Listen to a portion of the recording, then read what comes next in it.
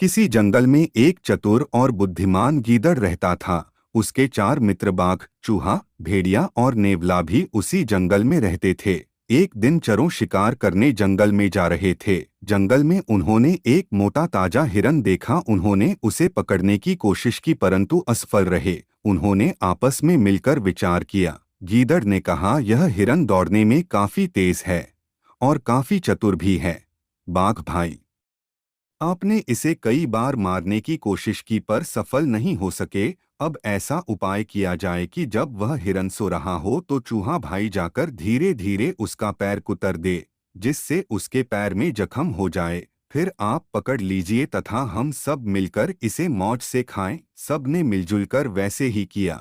जख्म के कारण हिरन तेज नहीं दौड़ पाया और मारा गया। खाने के समय गीदड़ ने कहा, अब तुम लोग स्नान कर आओ, मैं इसकी देखभाल करता हूँ। सबके चले जाने पर गीदड़ मन ही मन विचार करने लगा। तब तक बाघ स्नान करके लौट आया। गीदड़ को चिंतित देखकर बाघ ने पूछा, मेरे चतुर मित्र, तुम किस उधेड़ बुन में पड़े हो? आओ आज इस हिरन को खाकर मौज मनाए। गीदड़ ने कहा, बाघ भाई, चूहे ने मुझसे कहा है कि बाघ के बल को धिक्कार है।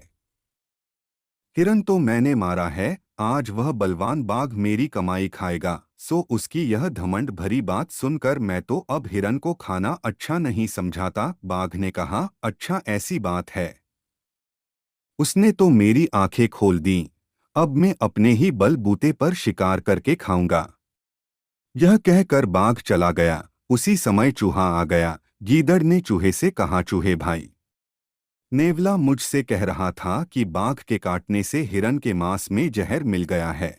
मैं तो इसे खाऊंगा नहीं। यदि तुम कहो तो मैं चूहे को खा जाऊं। अब तुम जैसा ठीक समझो करो। चूहा डर कर अपने बिल में घुस गया। अब भेड़िए की बारी आई। गीदड़ ने कहा, भेड़िया भाई, आज बाघ तुम पर बहुत नाराज है। मुझे तो तुम्हारा भला नहीं दिखाई देता। वह अभी आने वाला है, इसलिए जो ठीक समझो करो। यह सुनकर भेड़िया दुम दबाकर भाग खड़ा हुआ।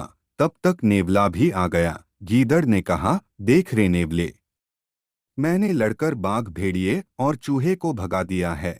यदि तुझे कुछ घमंड है तो आ मुझसे लड़ ले और फिर हिरन का मांस खा। नेवले ने कहा, जब सभी तुमसे हार गए तो मैं तुमसे लड़ने की हिम्मत कैसे करूं?